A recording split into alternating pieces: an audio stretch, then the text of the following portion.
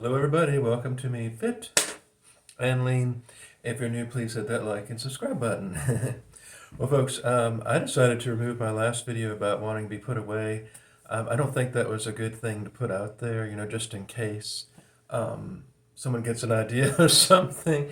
I've had many people in my family put away, unfortunately, like my crazy Uncle Charlie Carter, who sewed up all the money of his inheritance in the walls of his house, and it burned down. They still talk about him in the town of Ashland, Virginia today. He was a lawyer who never did much. Then, of course, my grandmother had to go to Eastern State and Western State. My great-grandfather almost blew up the kitchen with one of his inventions, but they were just what they call eccentrics. They never had a problem, but I guess in certain parts they sort of were. They threatened to put them away at one point. Um, I don't want to continue that family tradition. I just don't think it would work. Anyway, I want to talk about, so folks, I am in a very unique, well, let me just say this. I always felt like I never quite fit in. I never fit into this or that. Well, I was thinking about my generation. Like everyone calls me Gen X. You're a Gen X because I was born in 1979, right? Well, actually, I'm not Gen X. No. Um, I'm too young. And I'm too old to be a millennial. So what am I? I'm actually part of a micro generation called Xennials. Xennial people were born between 1977 and 1983, the late 70s, early 80s, where they're kind of a crossover between Gen X and millennials, so they call them Xennials, or the Oregon Trail generation. Why am I too young to be a Gen X? Well, let's see. Okay, to be a real Gen Xer, you would have to be a teenager in the 80s or maybe early 90s. You would have to experience, like, most people that were, like, this TV show Friends, okay? That came out when I was barely in high school. I mean, I wasn't in my 20s living somewhere. That was like the Gen X show. There's just so many things that don't make me a Gen Xer. I wasn't a latchkey kid. I wasn't any of that. I was born like basically on the cusp of going into the 1980s was my childhood, and then I was a teenager through almost all of the 90s. That's very unique. From 1992 to 1999, I was a teenager, but I'm too old to be a millennial. I don't have that millennial stuff. So I'm a Xennial, and what makes us unique is we were sort of on the cusp. Like I started using internet when I was a teenager, but I didn't have it at home, but I had it at school or actually at the library. Um, and I grew up with computers. Um, and I sort of was okay. I didn't vote till the year 2000, so my first time voting was for George W. Bush in 2000. To be a true Gen Xer, you'd have to vote in one of the 90s elections, like Clinton, earlier than that. So that was the first time I ever voted was the year 2000. Um, and we just have different attitudes. We don't quite fit into either one, but I thought it was interesting because I was reading on these things, and unfortunately, see, Gen Xers are just lumped in with boomers now. They don't even mention Gen X. They're just boomers without the yacht, right? So all you have is boomers and then millennials and then zoomers and then the alphas.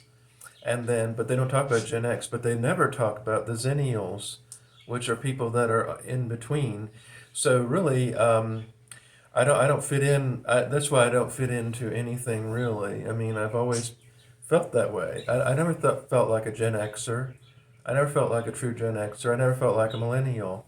So I think it's interesting. There's other little things about Xennials too.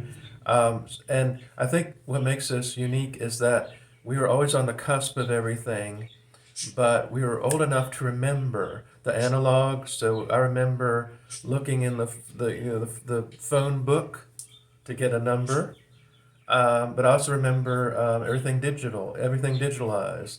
By the time I was well, MySpace came out when I was still about what 23 when MySpace came out, 23, 24. I was 23, 24 when MySpace came out. When YouTube was invented, I was 25. So I was still, well under 30. So I experienced all these things that were transitioning that most of the old Gen Xers, the core Gen X, were well into their, adulthood by that time. So it was very different for me. Um, I wasn't, but I think millennials always are very much like boomers, as they're always whiny, and complaining. And Gen Xers are always like very stoic and not don't complain. And my little area is like a mix of the two. And I remember in school even like my class, we were the goof ups. We were so goofy, more like millennials. We were all goofy and cheerful, and and a lot of kids in my class were into retro, like the Grateful Dead and stuff like that. Whereas slightly older kids were they were very serious. Like the Gen X kids were very serious, a couple of years older. They're very different. I just remember that. Um, so I'm a Xennial. I'm not a Gen X or a millennial. And I think also, well, I will say this. Um, the fortunate thing about Gen X is that most of them were parents of Zoomers. Um, and my generation, parents of Zoomers. Maybe Gen Alpha too, but mostly Zoomers. So it's sort of but I think it's interesting how no one talks about Gen X or let alone Xennials. Nobody talks about Gen X. No one talks about it. And I think because they just pretty much, if you're Gen X, you're a boomer. That because you're over 40 and you're a boomer. That's what most people think. But we're not boomers. I'm nothing like a boomer. I didn't grow up in a boomer world. Um, so I just a lot of it is just very different for us, right? So I just wonder, are y'all know about the little micro generation called a Xennial? And I remember watching Nick at Night, Nickelodeon, and Clarissa explains it all. Are you afraid of the dark? There's things. Of course, I didn't watch that. I was actually more sophisticated. I was watching Dick Van Dyke's show. Dick Van Dyke's show. And I really liked the Mary Tyler Moore. You know why I like Mary Tyler Moore? Because she looks so much like my dearly departed mother. And her father was from Winchester, Virginia, and he was in the and their side was in the glorious Confederacy. So Mary Tyler Moore has roots in the Confederacy, which I always thought she did. Even though she was born in New York and raised in California, she had roots. You can always tell. You can always tell if someone is sort of a secret Southern. I always find that about a lot of people that are born in the North or somewhere else, and then you come to discover their family roots are in the South, and there's a lot of them that way. I can't think of. I'm trying to think of other. Well, of course, Donald Trump is not, but his family wasn't even here, right? Anyway, don't you think that? Let's say, don't you think that Gen Xers have aged a lot better than millennials or Zoomers? Like I look at my class.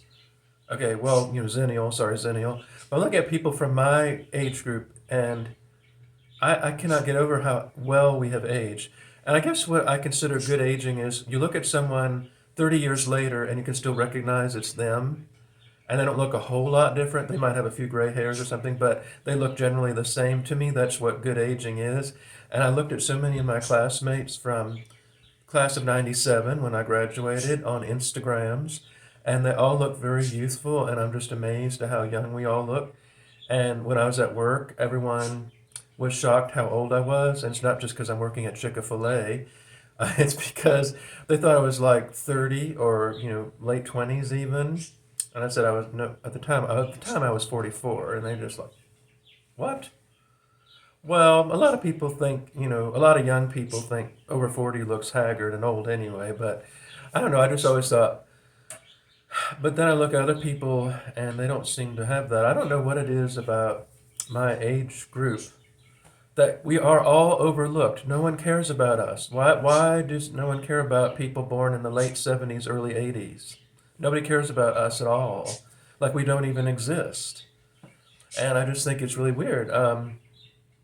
But I don't know. I just wanted to bring that up. I think it was like I'm not into the age groups anyway. I was like never into the generation. I never fit into my generation. But I remember, folks, when I was a senior in high school. Aside from, everyone loved country music at my school, that a lot of country fans, but everyone was listening to Jewel, the Cardigans, Smashing Pumpkins, um, but there was also the more millennial bands. Like, no one in my class was listening to Nirvana. I mean, that's Gen X. No one was listening to Nirvana. They're all listening to um, sort of more Britney. Well, Britney Spears came out a few years after I graduated. But anyway, I mean, they're more like on the cusp of, you know, the music and everything was different, I mean, different taste. Although we had a lot of neo-crunch hippies in my school for whatever, they were rebelling against conservative evangelical suburbia. I was never a neo-crunch hippie, y'all. I was never into neo-crunch hippie. I was never a hipster later on, although I kind of dabbled in it a little bit. But I'm just trying to think that how I was just not a we were just not Gen X. We weren't really core Gen X. We didn't have a lot of the same stuff that they did, and just too young for all of that. I was too young in the 80s. I was a little kid, and then in the 90s is when I basically grew up. So anyway, what generation are you? Put it in the comments section. And I will be doing a weigh-in tomorrow, but a little bit later in the day. And we'll see how much I weigh. And I might get a better scale because I don't think my scale is really up to snuff. I want to get a real scale. I want to be accountable for every pound on my body. You know. Thank you all for watching. Go to my website at meetskeletsplace.com. And remember, folks, say a prayer for some special day. Bye-bye.